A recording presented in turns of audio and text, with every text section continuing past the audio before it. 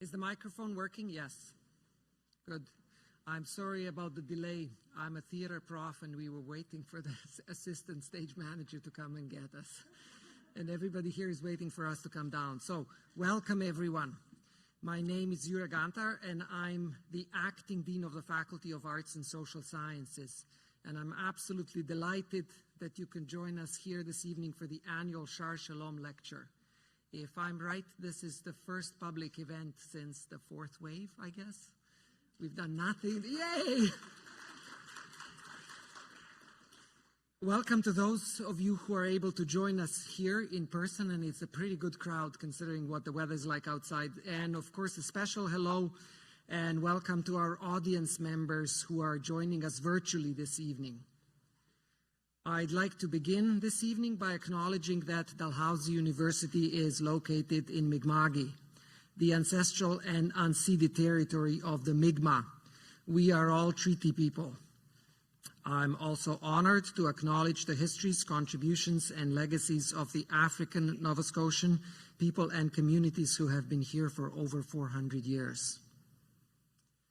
So, we gather this evening for the Shaar Shalom Lecture at Dalhousie University.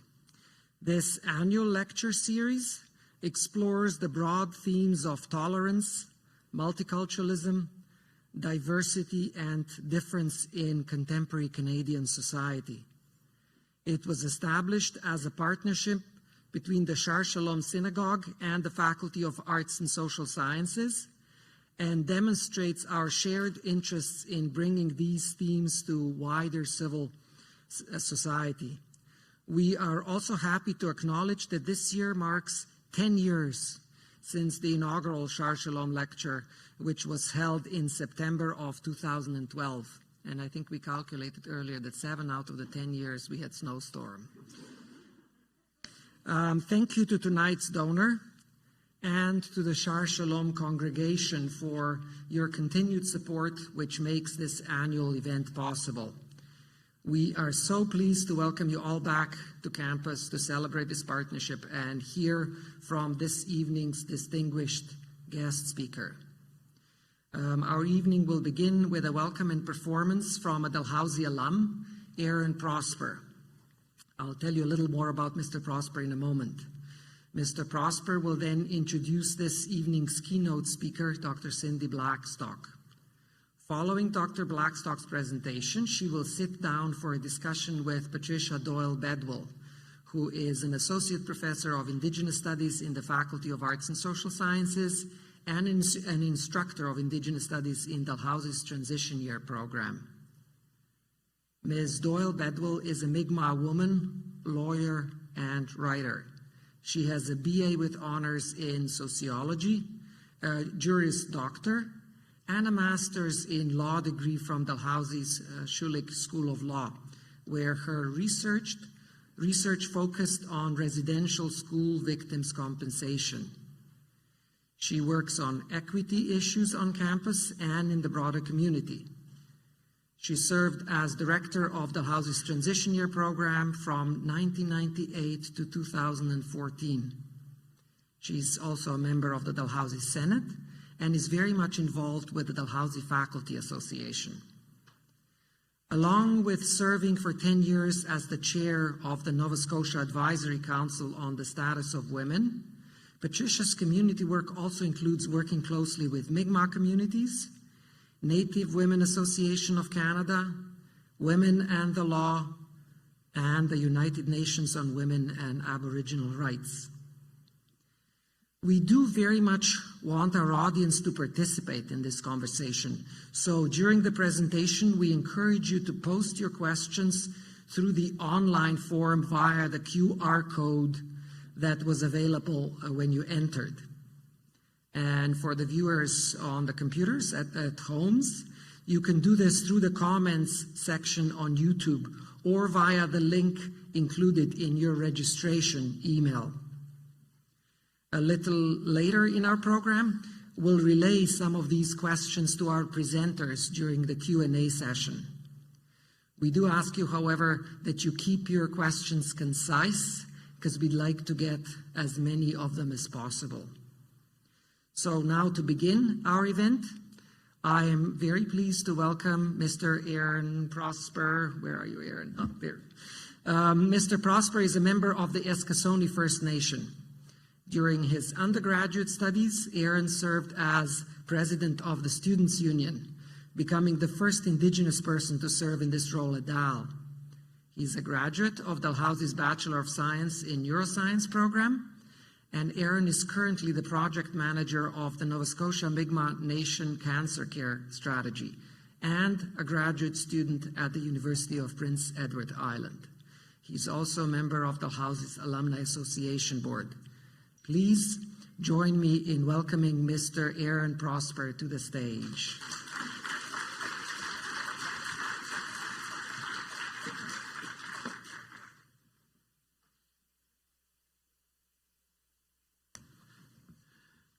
Thank you, Yuri, and thank you to Dal, to the Alumni Association, and to Shaar Shalom for this amazing and incredibly humbling opportunity. Incredibly honored. And in doing these openings, if you've probably heard my openings in the past, I try to take a moment to give a teaching and to discuss, current issues or challenges that might exist within our communities. More or less, to ensure that, when we're doing these land acknowledgements, that they don't become, another platitude or another formality. That, we take this time to reflect on, what is a land acknowledgement and what do these openings mean?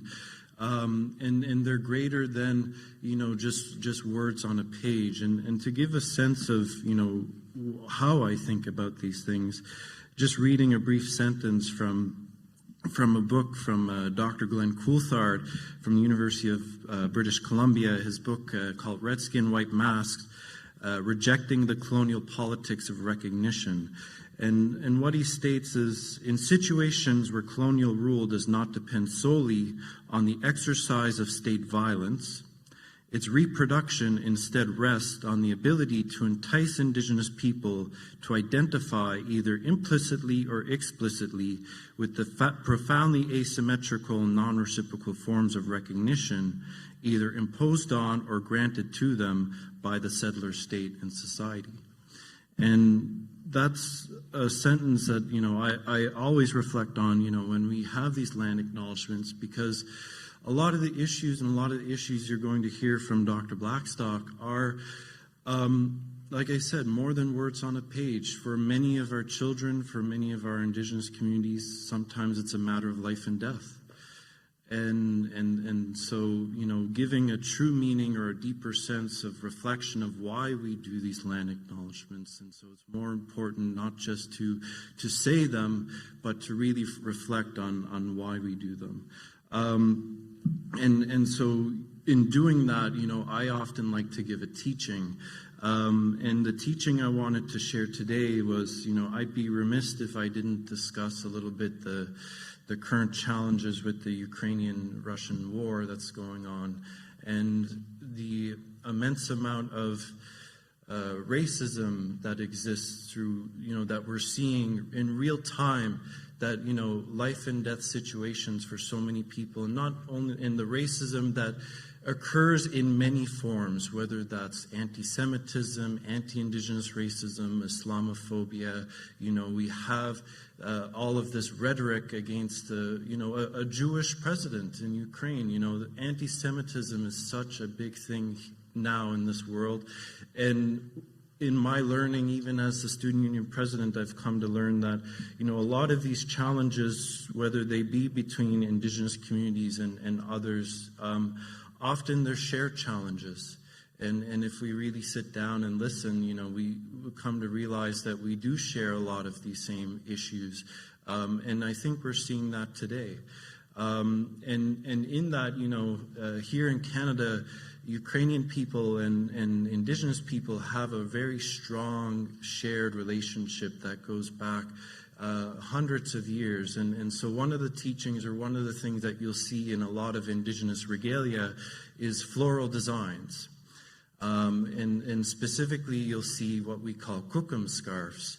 And those kukum scarves have those floral designs. And those floral designs, that kukum scarf was actually a gift from the Ukrainian people to indigenous people in this land, when Ukrainian people were immigrating, when they couldn't be at home at their homelands, and they were coming to Canada to seek peace, and they built friendships, in the prairies, in all over Canada, these important alliances between Ukrainian people and indigenous people. And out of that, you see the impact of that relationship today in our regalias.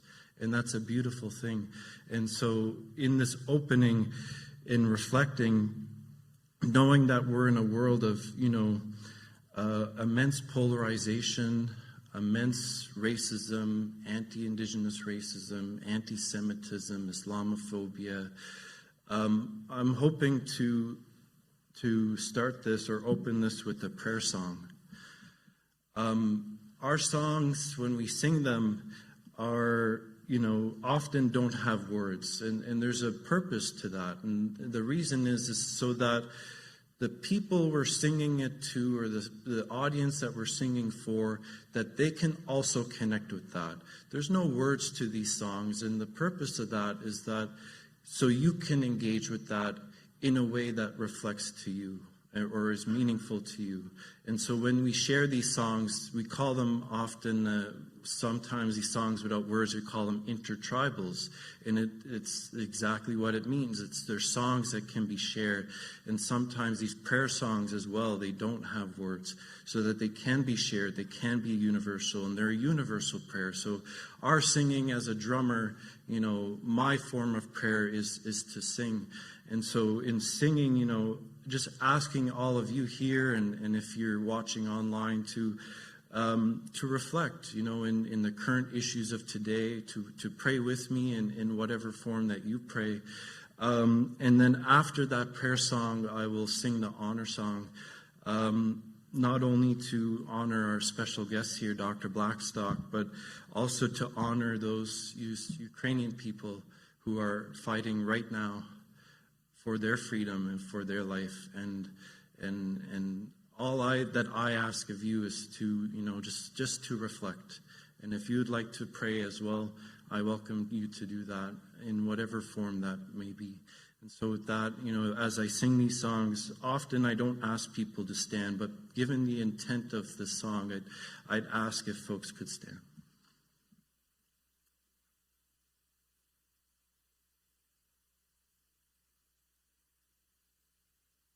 Hey, oh, hi, hey, hi,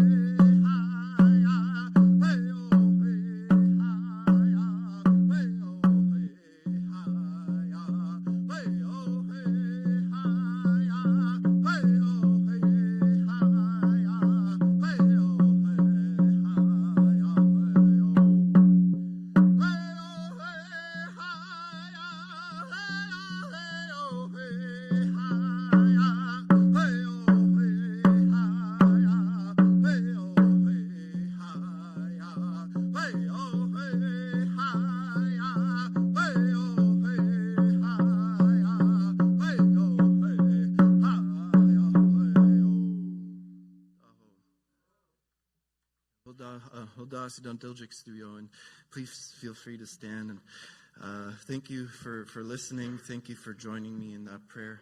And I don't have the official notes to introduce Dr. Blackstock, but as many of you know, Dr. Blackstock from University of McGill, but also the president of the First Nations Children's Caring Society. The Caring Society, and but it's my honor, my privilege to introduce to you Dr. Blackstock. Walalio. Thank you, Hassan. Great honor to be here on Mi'kmaq territory. You know, I've been thinking a lot lately about why injustice is so infectious.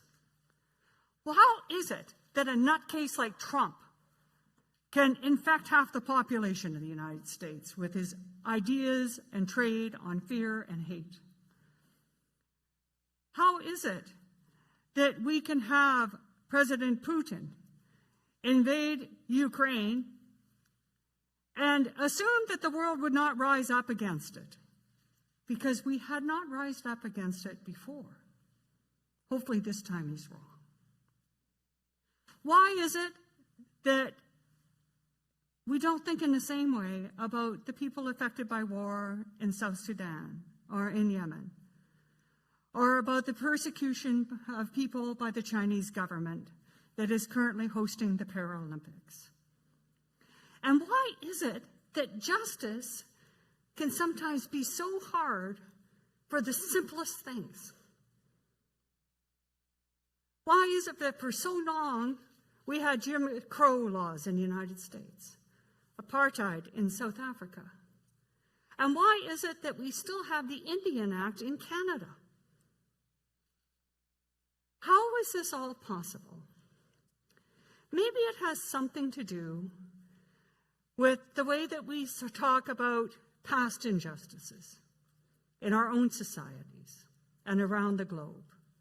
How we say, you know, people back then didn't know any better. The implication is we do now. Or they didn't know what was happening. If they would have known, they would have done something. Or, you know, the reason that this problem is still there is because it's complicated. It's complicated. And that's why the injustice continues on. And at the base of all of this, if we really become honest, is this whole question about how responsible we all are for the injustices that happen in our families, in our neighborhoods, in our country, and around the globe. It's too easy to think, that's not my business. That wasn't me that did the wrong. You can't hold me responsible. And because I'm not responsible, I don't have to do anything. I think it's these things and some of the others too. Like the way that we ignore some of the great human rights activists that do stand up. That elderly man, 80 years old in Ukraine, who showed up with his briefcase and a toothbrush, ready to fight for freedom. For amazing women like Joan Glode from the Mi'kmaq Nation, who told me that our key job is to always focus on the children and to always fight for them. Sometimes we walk away from those people because we don't want to be caught up in their trouble. But as John Lewis reminds us all, really that's what we're born to be, is to get into trouble. We need to teach our kids to get into lots of trouble. But as I tell teenagers, I said, you know, any fool can get into trouble for doing the wrong thing. That's for amateurs.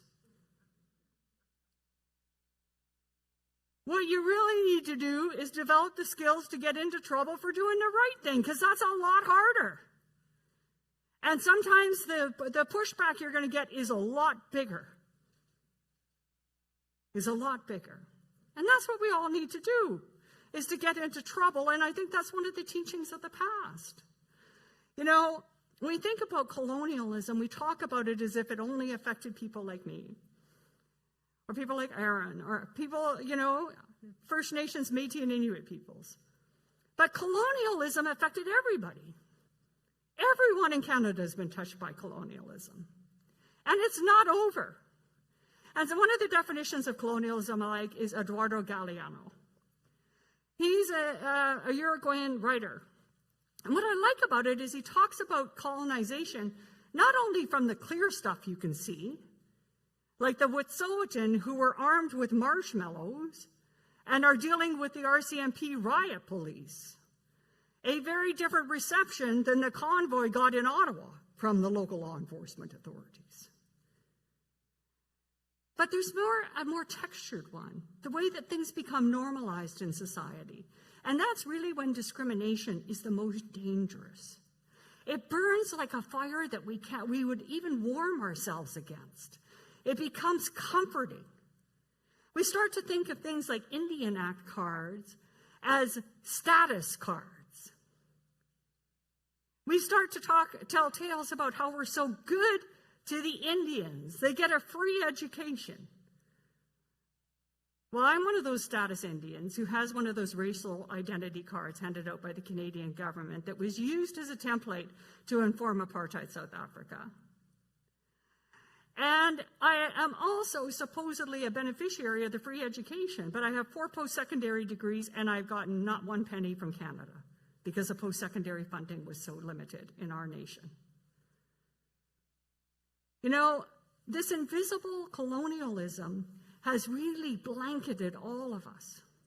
It's dampened our moral consciousness, allowed us to distance ourselves from so much.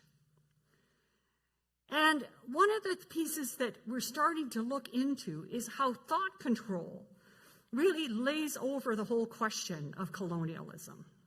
This is a work of Dr. Stephen Hassan, who wrote the book A Cult of Trump. And what you can see here is how identities actually get displaced through colonialism. And I'd like you to think, as you look at this diagram, not just at First Nations, Métis, or Inuit peoples, but consider the question of how a caring non-Indigenous Canadian who's up in arms about some of these injustices around the world somehow sits still when the injustice is playing out in your own backyard. How does that disconnect happen? How does that identity form so that that outrage isn't there and action doesn't follow? So we look at the top and it says, I'm a salmon. And then you push in there trauma and authoritarian kind of regimes. And what that does is an individual or even at a community level, it makes you question, well, I'm not like the salmon like the other salmon. And then we get to a place, well, maybe I'm not a salmon, maybe I'm a fish. That's the solution. And then when the whole thing is there and indoctrinated and reinforced by the environment, I am a fish and I never, ever was a salmon. This is how colonialism works. It's not just the taking of land, it's the taking of mind. It's a taking of identity. And it's not just done to Indigenous peoples. And that brings me to the spirits of the children in the unmarked graves.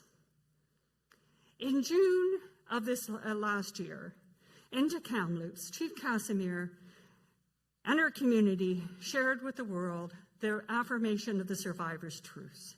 These truths were known by the survivors. They've been told for decades because some of the survivors buried those children in the unmarked graves.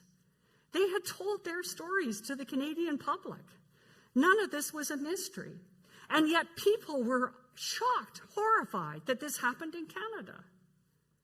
But just 2 days ago, 169 more unmarked graves happened, and it was barely a ripple in the media. But while this was playing out on the headlines of national media, the Prime Minister of Canada stood up in the House of Parliament and said, we are not fighting Indigenous kids in court. Remember that? Well, that was news to me. It was news to First Nations kids. It was news to First Nations families and leadership. because the federal government was about to appeal 2 orders giving First Nations children equitable services. We have an apartheid service regime in Canada, where the federal government gives less public services on reserve than everybody else gets, and then weaves this colonial narrative for everyone else to say they get the same or bonus services via these status cards. So the problem isn't that they're getting less. The problem is that they're not grateful for getting more. That's the narrative. That's the poison. And the poison becomes most toxic for First Nations children because they don't know that Ottawa is giving them less. They just know that life is harder for them. So they do what children do, and that is they start to think, I'm the problem. I must not be good enough. I must not be smart enough. And that's why we have the type of suicide rates we do in our communities where kids are dying of lack of hope. You know, a non-Indigenous child saw this. And he said to me, you know what discrimination is? Discrimination is when the government doesn't think you're worth the money. It's that simple. And we live in a country where the government doesn't think First Nations children are worth the money. And only the complexity arguments, like about water, etc., they only come up when they're trying to legitimize the ongoing state of discrimination. Oh, it's so-and-so's jurisdiction. Who cares, right? I don't care that it's Ukraine's jurisdiction right now when we see people suffering. We want to be there to stand up with them. We want to let them know that they're not alone. We want to know that we expect better from the leaders, and then we're going to hold them accountable. The same thing should be happening here. So this connection between the past and the present has been something that has been very interesting to me, and I'm not going to go into the stories of the survivors because you can hear them from them. You can read the TRC report, but the story that often doesn't get told is the non-Indigenous side of the story. So let's tackle some of those myths that I've been struggling with. And let's begin with the one that they didn't know better back then. This is Dr. Peter Henderson Bryce. He was the chief medical inspector for the Indian Department. He was the president of the American Public Health Association. So he wasn't any schlep doctor or backwoods doctor. This guy was, one of the top experts in the world on public health. He went to work at Indian Affairs because his ambition was to become Canada's first chief medical health officer. And it was a stepping stone. So in 1904, he arrives at the department after his station of creating the health code in Ontario, which was used as a model for all provinces as well as in many of the U.S. states. And he finds that the kids are dying in these residential schools at a rate of 50% per year, or over 3 years, pardon me. And a key reason is the dramatic underfunding of health services. In fact, people in the town I live in, Ottawa, were receiving 3 times the amount of healthcare funding than all the Indians across the country. That, coupled with terrible health practices, now this will sound familiar given they were all wearing knees, was leading to things like putting sick kids in with healthy kids. They were poorly ventilated buildings. All of these things were piling up to that death rate. Now, he's a man of science. He believes the reason the government isn't doing anything about this is they don't know better. So he comes back with all of his research. He tells the Laurier government that they can save these children's lives. Just provide them the same kind of health care everybody else gets and stop these crazy health care practices that are leading to their deaths. And to his astonishment, the Canadian government said no. They didn't fail to act. They chose not to act. And that's an important thing for us to understand. They chose not to act.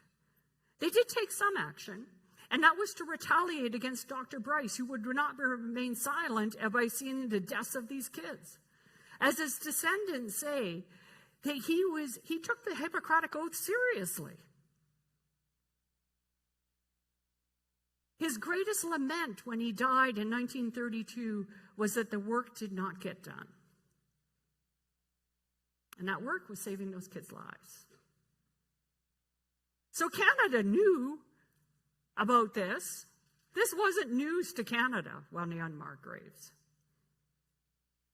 They had said no to the very life-saving strategy that could have avoided that crisis. Not all the children. Some of them were there because of abuse and neglect and other horrors. But many of them would have been alive. Now the question is, what did we know? This is the Evening Citizen newspaper from 1907. It's the front page. And as you can see, it's carrying Bryce's report, absolute inattention to the bare necessities of health. There were the newspapers like this all across the country. This was a big national story back then. The headlines weren't like kind of swept under the rug, well, maybe we need to change the Indian policy. No, they were things like the kids are dying like flies. You can't get more clear than that. So the editors were clearly prioritizing this as a big issue.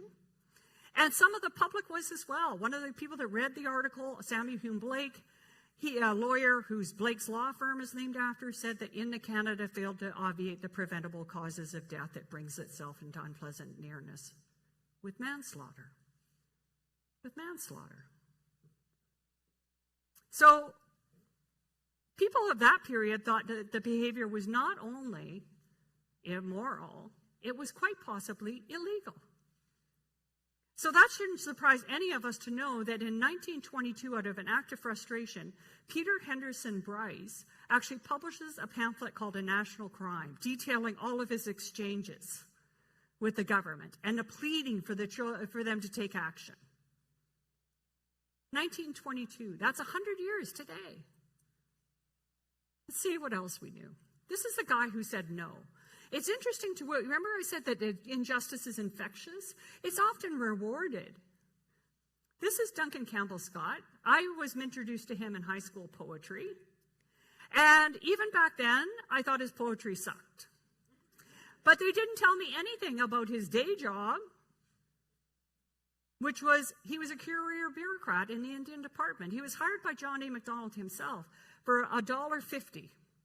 It was nepotism, right? John A. knew his dad, and that's how he got on young Duncan Campbell Scott.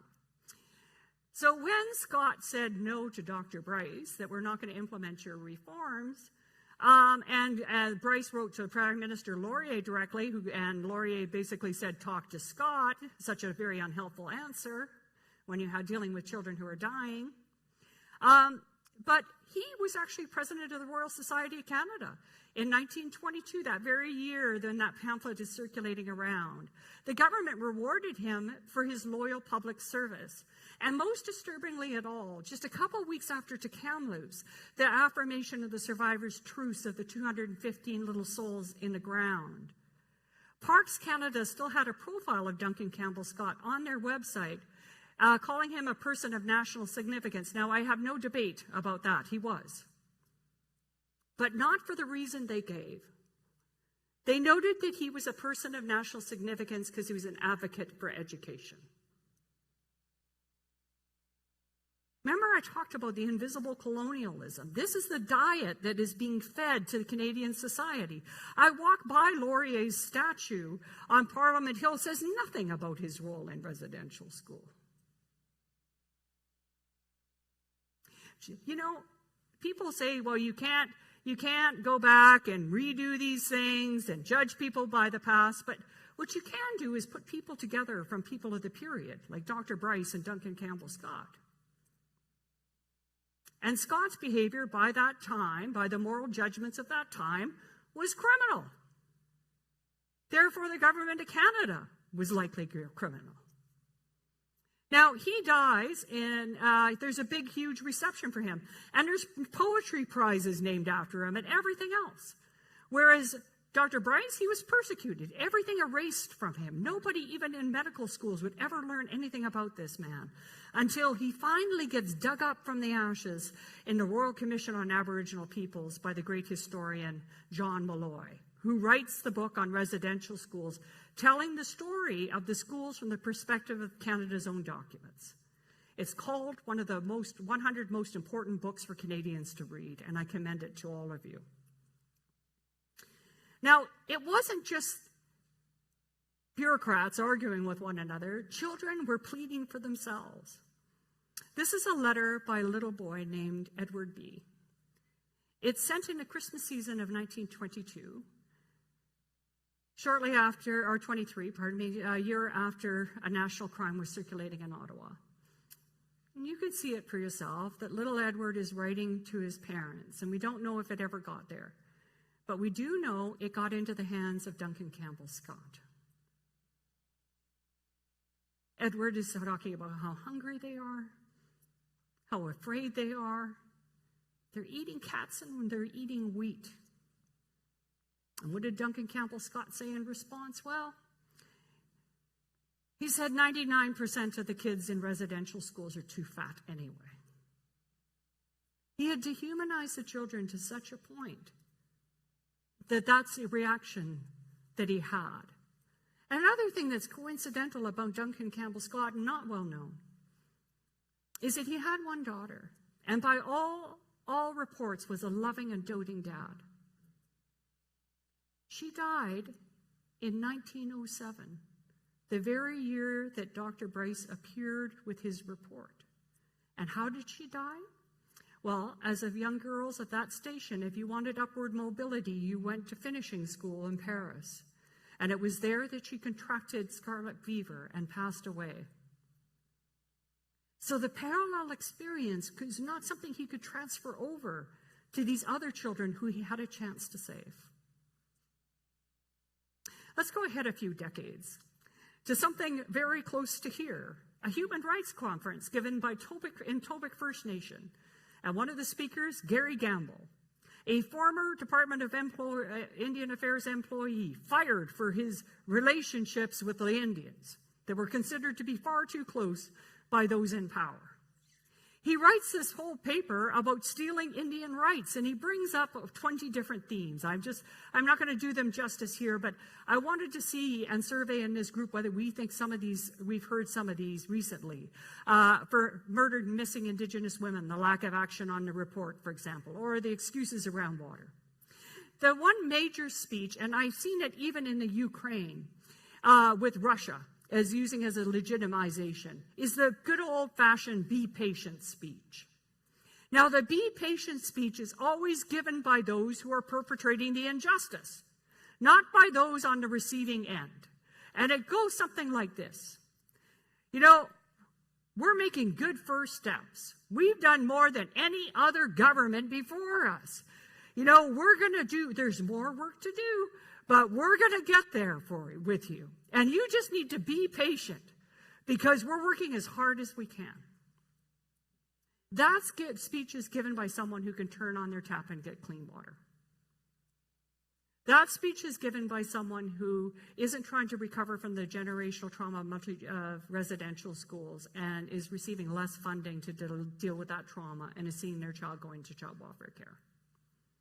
And that speech was something that Campbell talked about. There's also the kind of use proper channels. And they make those channels so difficult that you'll never get there. I come from the Gitxsan Nation. We have been negotiating a treaty for I don't know how many decades, using the process that was set out there. And negotiations is actually a mechanism, I think, to perpetuate colonialism. Because we now got into a mind frame where we think that we have self-government by writing on a piece of paper. When self-government really is something that you don't have to negotiate, is something you affirm. Let's see what else people knew. This is 1967. This is Canada's 100th year anniversary. I was 3 years old then. This is a report done for Indian Affairs from a guy in Ontario talking about Indian education. And he laments the lack of information on First Nations languages, or Indian languages, he called them, Indian curriculum. He says the white kids aren't getting enough information on all of this stuff. And he's lamenting all of the reports that have gone unaddressed about the inequality in First Nations education. And why, by the way, do we still have these residential schools around, he asks. And he asks, can anyone guess as to what year or what century significant changes will be made? And we're still at it. This is a 1978 radio play that I'm hoping Aaron is going to put to the stage for us. That's my job, one of my many jobs for him. This was CBC Radio. It actually was, it's a transcript of a radio play between Dr. Bryce and Duncan Campbell Scott. And they play out the story of a national crime. In the first 5 minutes of this radio piece that was published as the audience in CBC Radio, they call residential schools genocide twice, flat out genocide. It's not said as if it's something shocking. It's just the way you describe these things. Genocide. And what day did this air? Those of all, one of the things I'd like to talk about in our case is that I really feel it's spiritually guided. This aired on September 30th, 1978. And for those of you thinking September 30th, that sounds familiar. And that's because it's Orange Shirt Day and the National Day for Truth and Reconciliation. So we know about the inequalities. We know how unequal treatment actually piles up on the hopes and dreams of people. When we see overrepresentation or over-incarceration, say, of Black persons in prison, or First Nations persons in prison, or Métis people in prison, or you see overrepresentation in child welfare, that's a signal that those people are being treated unequally by society. It's a symptom of injustice. And too often what we do is codify injustice, structural discrimination as a personal deficit. We'll send you to therapy. We'll send you to a parenting class. But we're going to do nothing or very little about the fact you're treated unequally. And if I was to become prime minister, which I have no political aspirations for, but I am hoping that a gal does step forward, right? Whenever she makes it, or they make it, I'll be happy with either. What I'd like to see them do is really target reducing the inequalities in our own society. We do that, we improve the economy, we reduce things like cardiac disease, we reduce kids in care, we reduce mental health, we do all of that. The research is very convincing around this stuff. And what we need to do is reconceptualize things like the determinants of health and free them from the colonial kind of constraints. In this particular report, I was honored to work with Sir Michael Marmot and other colleagues to look at health equity in the Americas. And we have on there the land as a determinant of health. And it's separate from climate change. Climate change is a very Western concept because it only views the environment as important to the degree it's a threat to human life. For Indigenous people, we are of the land. That's a different kind of relationship. And frankly, if we all thought we were of the land, we would be throwing a lot less crap on it, right? So when we think about First Nations kids in care, that question, it's nested in all of this. It's nested in the unequal treatment, in the colonialism that cloaked you from seeing that these kids were being treated unequally. And so when we look at First Nations kids entering care at 17.2 times the rate of non-Aboriginal kids, that's as of 2019 data, these are the reasons. Poverty, poor housing, caregiver substance misuse relate to multi-generational trauma. All things we could solve. Those are the reports. And Fred Wein is in the audience today. He was with me when we did these reports, and Joan Glode and others. I actually fell into the same trap that Bryce was in. I thought the reason that the government isn't providing equitable treatment for First Nations children and families is because they don't know any better. So we wrote a report. They agreed with it. They said, yeah, we're funding 70 cents on the dollar. They said they would take a look at it. Then they didn't do anything. They said they needed another report, so we did another report. They looked at it, they agreed with it, but they didn't do anything about it. They chose not to do anything about it. And they relied on the public as not being upset enough so that they could get away with it. They had other priorities. Even when the Auditor General spoke up, that still didn't penetrate that invisible colonialism we talked about. So we filed the human rights case. And the government took action immediately. It cut our funding 100% as our organization. And they began a program of retaliation. They hoped that we would just go away, as every other Indigenous organization had when they cut them 100%. But sadly for them, we didn't. And now we don't get any money from the government, and we love it that way because they don't control us. But they also don't know how to relate to us because of that. And they all are lobbed all these complicated things about jurisdiction, etc., always forgetting about the children who are so impacted by their unfair treatment. Here's an example of what they knew. These are their own documents. This is a case of a little girl, 4 years old, going into routine dental surgery. This is after the case is filed. This is while Canada is arguing jurisdiction. And as you can see, she needs some breathing equipment so she doesn't suffocate at home. It's probably her last Christmas with her family. The request goes through the hands of 15 different bureaucrats before someone writes on there, absolutely not.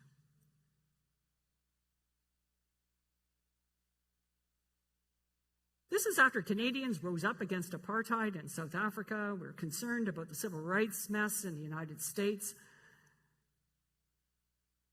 Absolutely not. So we get the decision. They parade out their ministers. They say, we welcome the decision. The government adopted the Truth and Reconciliation Commission. And then they did nothing.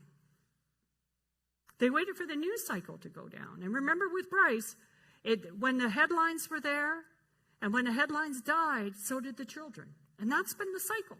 When the headlines die, so do the children. Same with this. Within several days, this was knocked off the front pages by some of the antics in Parliament. I think it was Trudeau accidentally elbowing another person in the Parliament that took over the front page. So no one really saw that they weren't complying.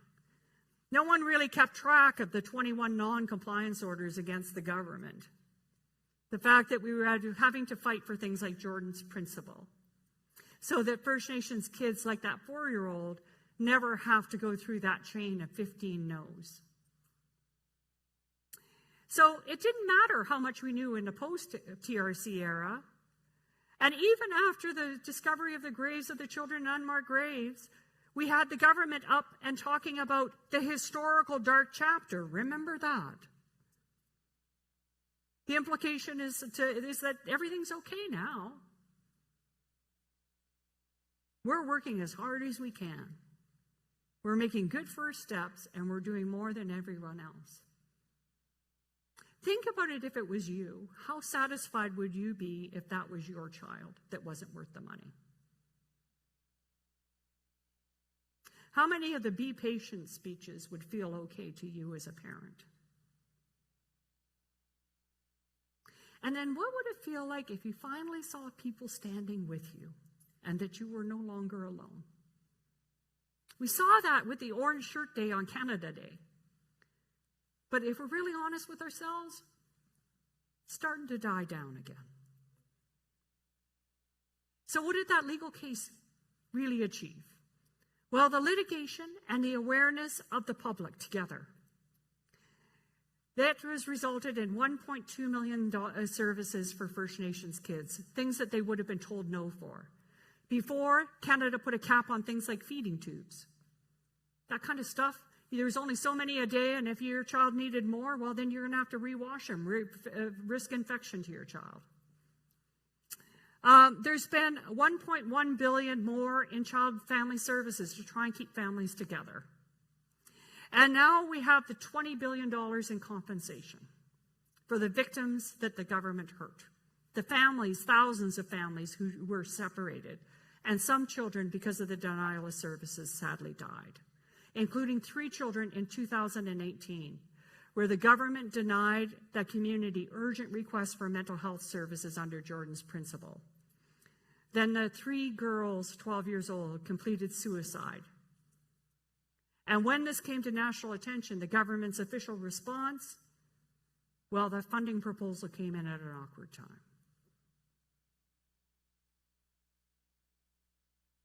So that's who we're compensating. and they're getting $40,000 for their childhoods. And then we have $19.08 billion over 5 years. No one knows what's going to happen in year 6 to try and remedy some of these injustices. And it is positive. But is it enough? No, because it won't deal with these inequalities. These still sit there as dark shadows. The water, the education, child and maternal health, housing, all of this stuff still lingers, and so does the Indian Act in the background of all of this. But the good news of this story is that you saw what happened to Bryce. He raised the alarm, the public was outraged, the story died, and then nothing happened. Years later, we're trying to match the children in the unmarked graves to their families. But in the story we're talking about, on the child welfare stuff, and on Jordan's principle, the public was awake long enough that the federal government felt the pressure. That, along with the court orders, created enough pressure that they had to announce doing something. But they haven't released any of this money yet. So the key teaching for all of us is not to look away. It's that simple. To be curious about the injustices that are happening on our watch. To ask those in power, hey, what's happening on the murdered and missing Indigenous women and girls report? Is it the only thing you've done is release a plan for a plan? That doesn't sound like it saved many people's lives. When you hear the thing about water, say, look, if this was happening in downtown Toronto, that thing would be fixed. And our goal wouldn't be to get rid of long-term boil water advisories, which, by the way, can be getting rid of by just trucking in water. It would be actually ensuring that every First Nations child across this country can turn on the tap and get a clean glass of water. These are the cycles we have to break for ourselves. But when we do break them, we can create change. And that's what's happening with the world. The world is awakening with the injustice of Ukraine. They're inspired by that 80-year-old man with the toothbrush. They're inspired by the president, who is an example of a leader who wants to do something versus be someone. And we have to be inspired by children like Jordan River Anderson. We have to be inspired by the spirits of the children in the unmarked graves. And we have to ask ourselves about how all of our minds have been controlled to damper down our moral outrage at the injustices at our watch. Yes, we should stand with people of Ukraine. We should stand with the Rohingya. We should stand with those in Yemen. We should stand with those in Sudan and in Venezuela and other parts of the world where injustice happens. But let's stand with First Nations, Métis, and Inuit kids too. Let's make sure that this generation of kids never has to recover from their childhoods. And to do that, we can adopt the Spirit Bear Plan. Let's cost out all the inequalities in all the public services and then fix all of them. If we can rebuild Europe in 9 years, as we did with the Marshall Plan after the Second World War, we can do this. We can listen to young people, ask them what accountability is. We can ask ourselves if self-government is really just what the government is offering, or is it something bigger than that? We can watch Eleni Sobomsawin's films and take ourselves inside of those courtrooms.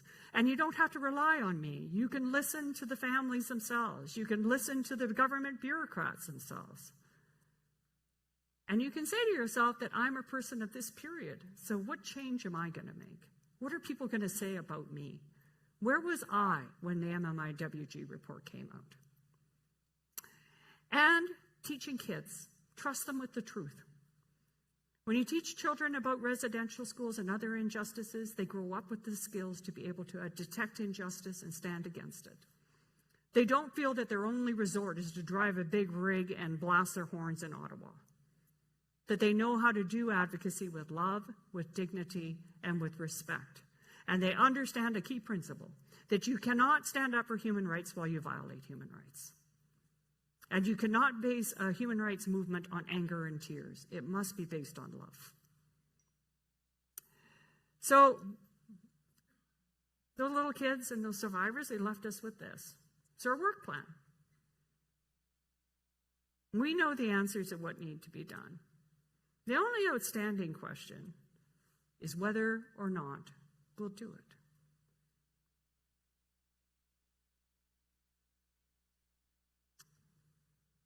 We've done a bit of it. And we showed the kids what the world could change when we all stood together. But don't look away too soon. They still need you. Thank you very much.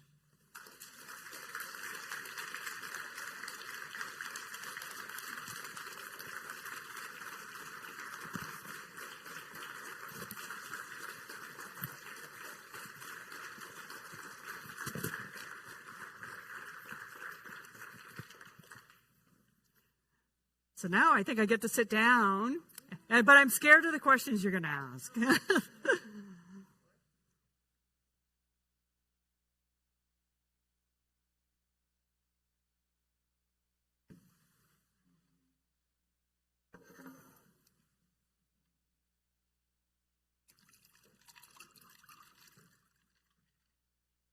And the reason I'm scared about the questions you're going to ask is because I'm still trying to answer them myself. There you go.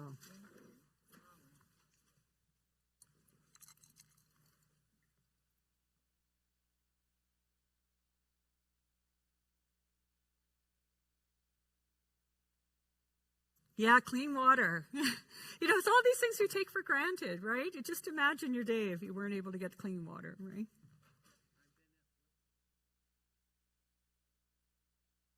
Have they got you on?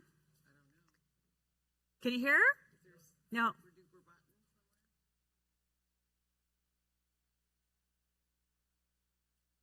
I don't know, but I know there's some amazing people up in that booth who know what they're doing. Yeah, there's some people back there. Yeah. Before we start, I've been thinking about, my name is Patty Doyle-Bedwell, and I'm an Mi'kmaq Irish woman from Maine and Buttleadeck. And I've been at Dal forever, feels like. I'm a lawyer by training, but not by vocation. And everything that you said tonight, I've had to answer some of those same questions, and I don't have really an answer. And I think about the pain. It's hard to do things out of love.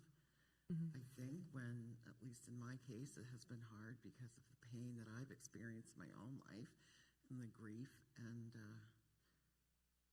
like when people talk about suicides in our community, it's not just a number. No. It's real people. Yeah. Young people struggling. And so I have to say that I am so excited to be on the stage with you that I may actually become speechless. And anybody who knows me knows I'm not speechless.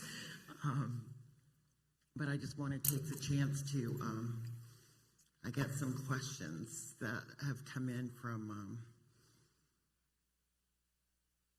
one of the questions. 4 messages. Let's see if I can figure this out. Okay.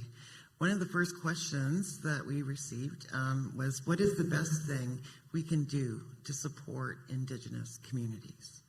There are 94 best things you can do in the Truth and Reconciliation Commission's calls to action. But on our website, we actually have 7 free ways to make a difference for First Nations kids in under 2 minutes. And we have at the Caring Society been very clear that we work on authority of the community. So these are things like Jordan's Principle that all the communities have supported. And it's your way of being able to voice and say, yeah, you know what? I care about that too. And that has huge impact. Because for far so long, as you know, they called us a special interest group.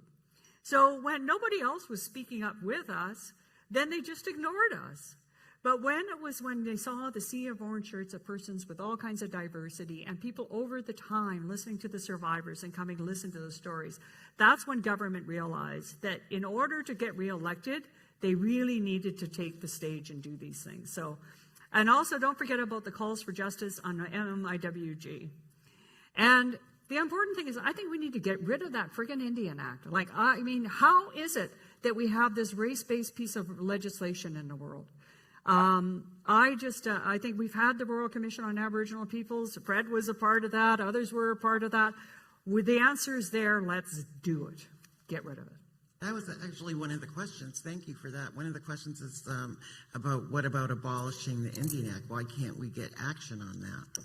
I think because we don't demand it well enough. We have normalized the Indian Act, and it's become comfortable, kind of like a good easy chair. You know, when you see something horrible, you know how it happens, and you're in that situation. It's horrible, it's ghastly, and then you start to get ease into it and get used to it. That's when stuff is most dangerous.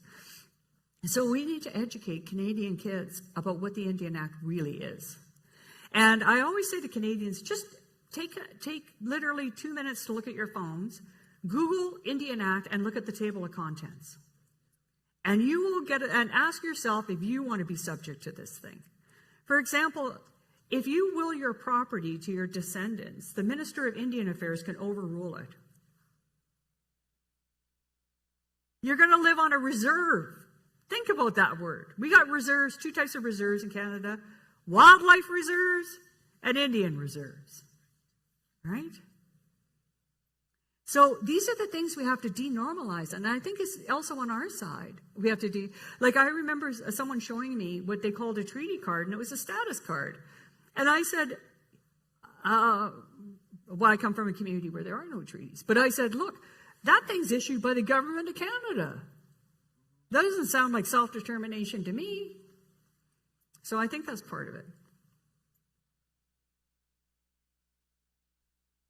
Here's another question that came in. I hope I'm doing these in order.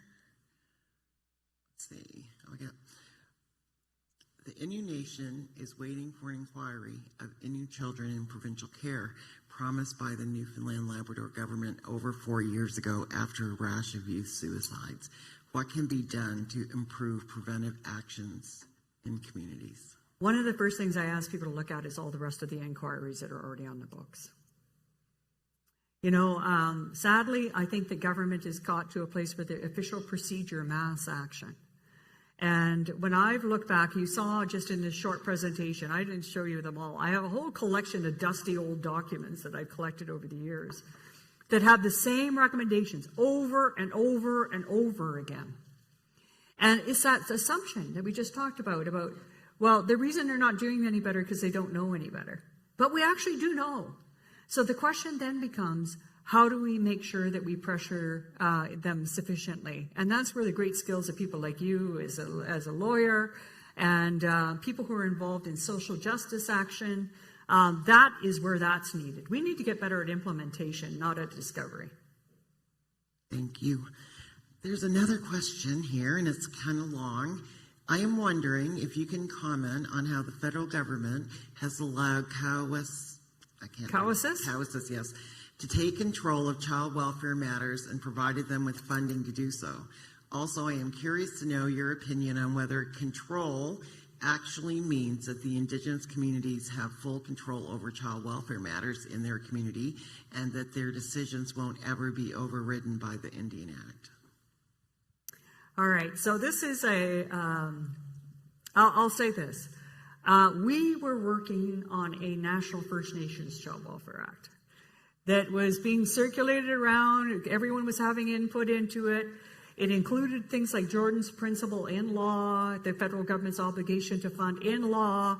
It included supports for communities who were just building towards having people be able to take on the responsibility that's involved. And it also respected the fact that, like, I've been around a while now, like doing this kind of work for 40 years. I have not seen one First Nations child welfare law that's traditional. There were family laws, clan laws, that kind of stuff, but not a child welfare law. So the feds said, no, we're not interested in the law you're coming up with. We have this new thing we are working on, the Act Respecting First Nations, Métis, and Inuit Children, and you're going to like it. And it included nothing on funding. It just says you may discuss funding. And if you read it from the perspective of the federal government, there's nothing really they need to do. They don't have to do anything really. And that's the way they wanted it. And this thing emerged right in the middle of the tribunal when they were being ordered to spend literally billions of dollars to address the inequality. So I say two things around C92, is that I'm not sure it's self-government, because I'm not sure it has the space and breadth to be able to really embrace what are the traditional laws. The second piece is on the funding angle, is that there's nothing there to bind them, and they're often saying that children off reserve are not a federal responsibility. So 72%, by the way, of the children, First Nations, Métis, and Inuit children who come into care are off reserve. So if the feds say, well, we're only going to fund you on reserve, and you've got to take it up, for example, with Quebec, who's challenging C92, or Saskatchewan, also not a very friendly province to First Nations, to be able to service everyone else, then that's not going to be real self-government either. You're going to be saying yes to some of your children and no to others.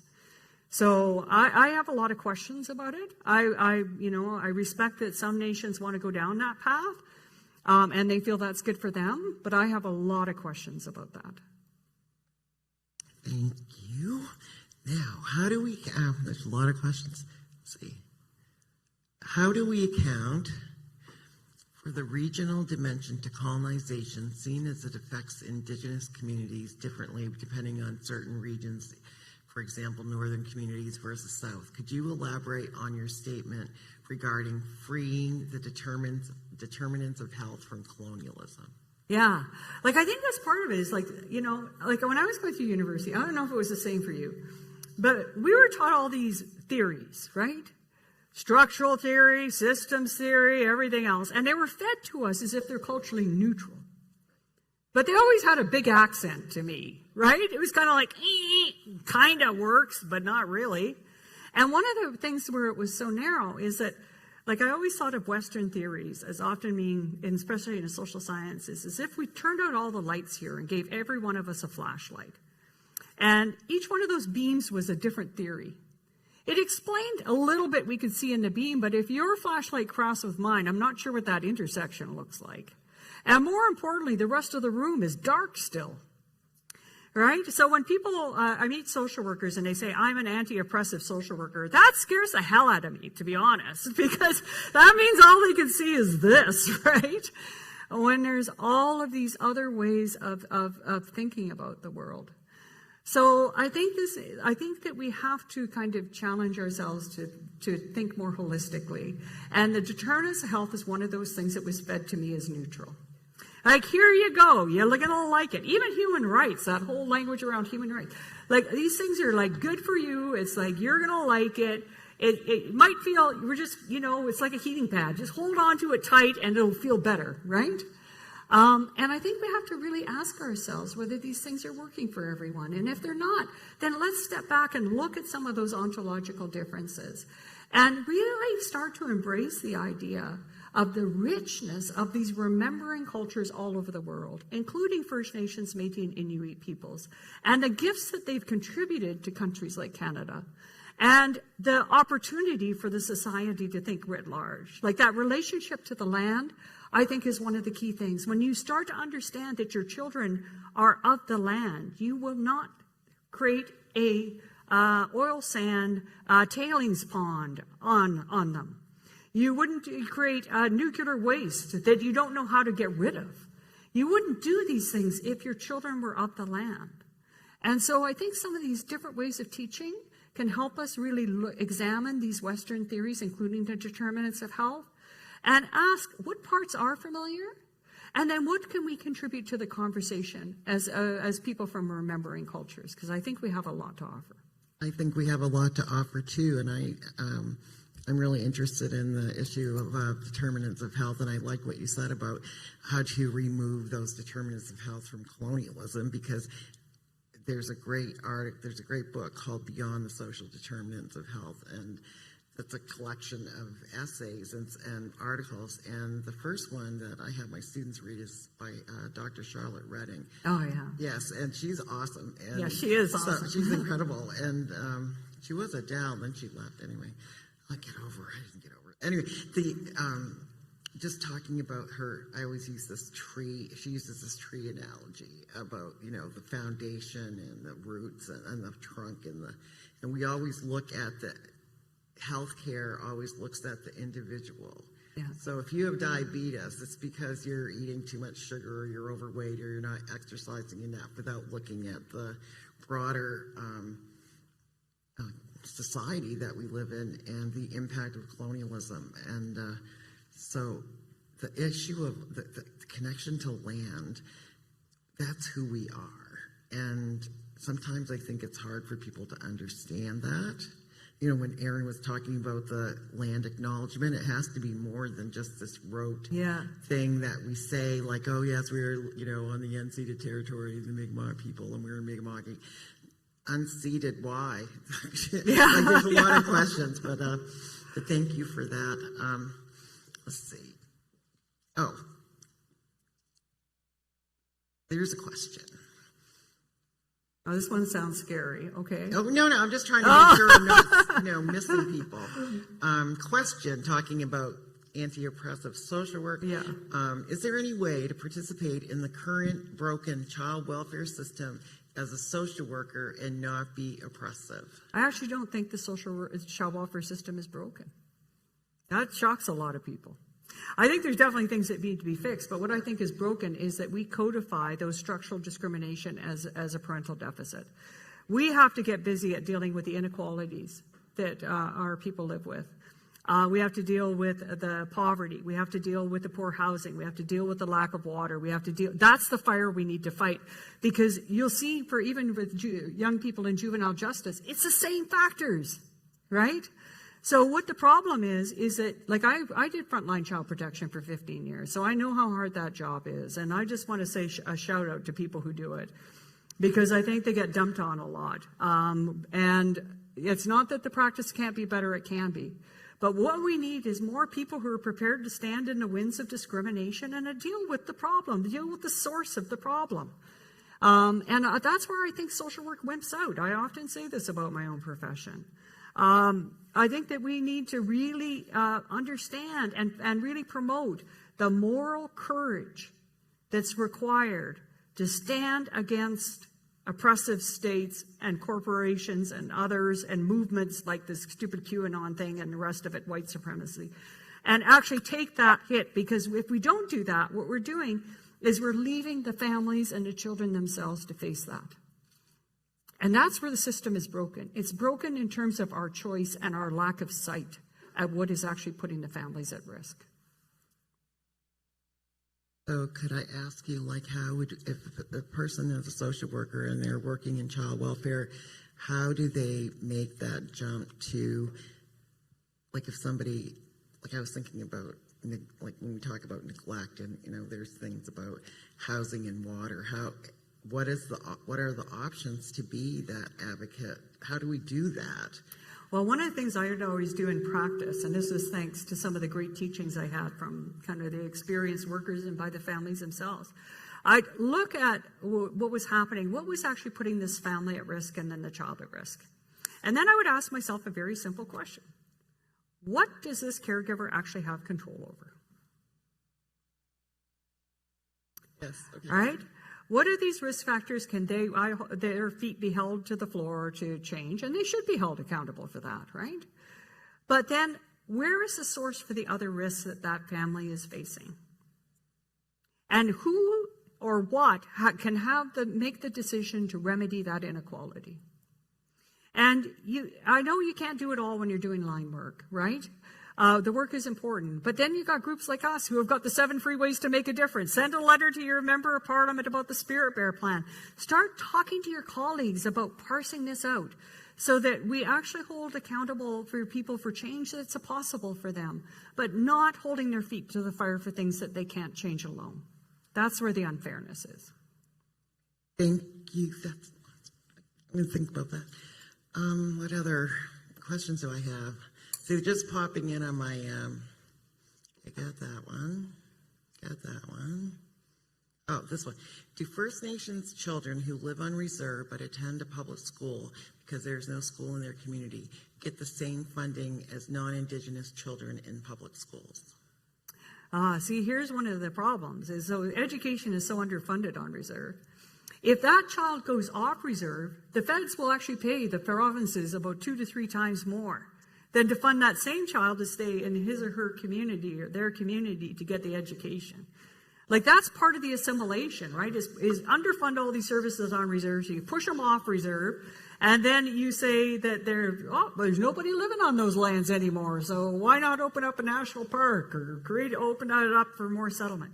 It really is an assimilation technique. And what we need is for a First Nations child to feel honored and respected no matter where they go. You know, my vision is I want a generation of First Nations kids that don't dream of getting a clean glass of water, that don't have a dream of going to a school without black mold, that don't have to dream that their families are not getting the help they need from residential school. I want a generation of kids that want to grow up to be the best teacher in their community, or the best cultural knowledge holder, or the best doctor, or the engineer, or the artist. Those are the dreams that they should be having, right?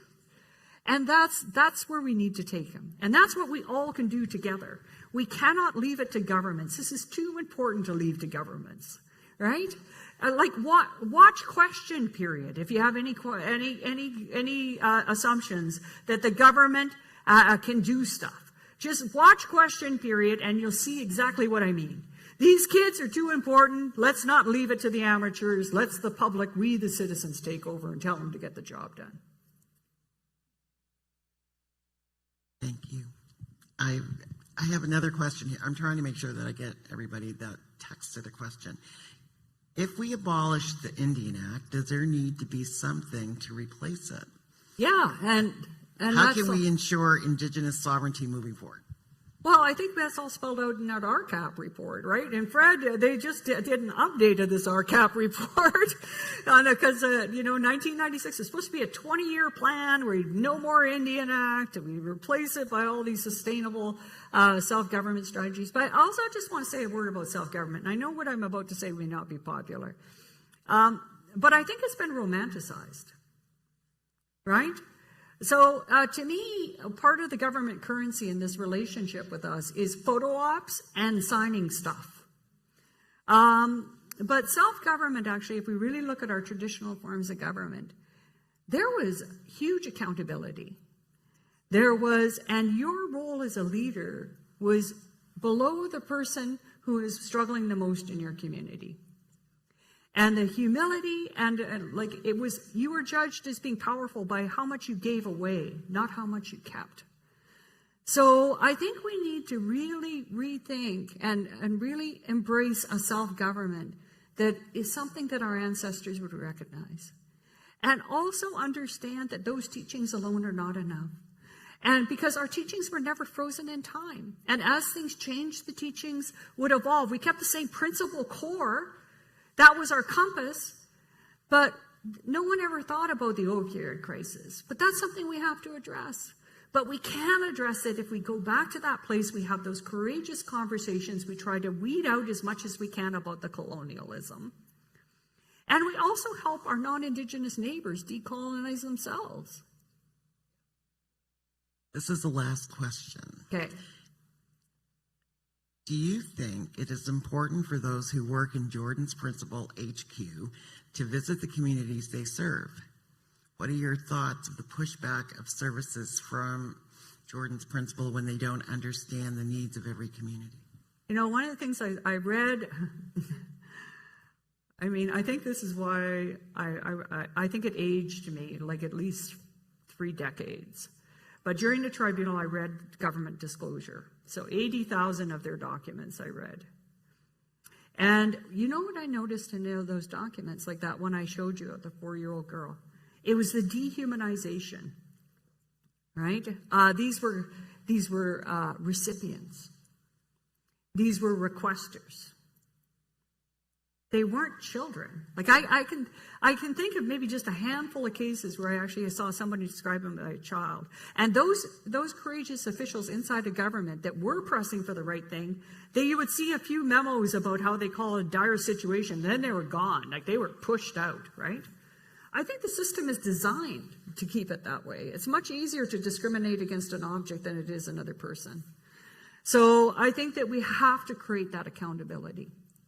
And it's also much easier to give up on something, an object, than it is on a child. And for me, that has been really important in terms of holding myself accountable. Like, to me, I just feel a sacred duty to those kids. I feel it's a privilege to those kids. And that's why there is no off-ramp. Like, people say, how do you keep doing this? My question isn't how I keep doing it, is how could I stop? That's the question. Because I want them to know that we love them enough to stand up for them. Even if we fail, I want them to know that. Thank you. Thank you so much.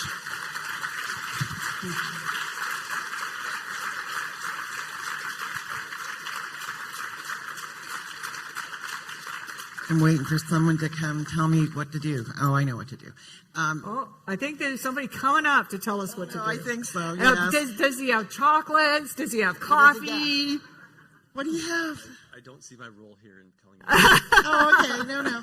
I just want to thank you for answering the questions and sharing yourself with us tonight. Hey, I thank really you for the appreciate conversation. It. Thank you. Thank you for having me.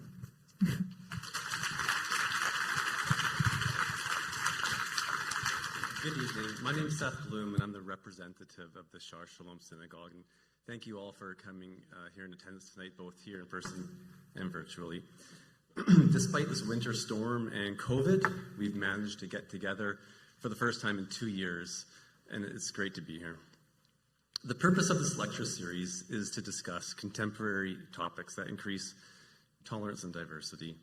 And this is my 10th year for myself being involved in this lecture series. It's been a privilege and pleasure to work collaboratively with Dalhousie University. And when I think of where we were 10 years ago, both in this lecture series, but more importantly as a society and the movements and the momentum that has occurred, we've come far.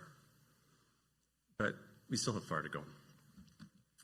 Please allow me to say a few words of thanks. So first, to the Faculty of Arts and Social Sciences and Dr. Yuri Ganter, thank you once again for your work and leadership in partnering with our congregation. And I hope that the Faculty of Arts and Social Sciences finds this lecture series as meaningful as we do at the Shaar Shalom. And tonight's lecture would not have been possible without the work of Dalhousie's Office of Advancement. And thank you particularly to Tara Graham and Genevieve McIntyre. Also, Frank Harvey, thanks for your leadership in years past with this lecture series, bringing this to what it is. Aaron Prosper, your words this evening were inspirational. Thank you for your words of wisdom. And Patty Doyle Bedwell, thank you for coming on stage and helping with the Q&A. But last, and of course, a big thank you to Dr. Blackstock. Despite the storm today that kept my kids out of school, you returned to Dalhousie University to speak tonight, and your presence here continues the work that we're trying to do with this lecture series, which is build bridges and illuminate the intolerance and injustice of the society. And what I really liked about your talk tonight was not just talking about the history of what has happened, but a practical approach to where we can go from here. And I hope I will not look away.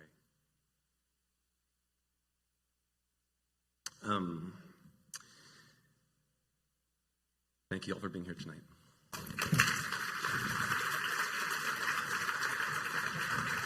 Thank you.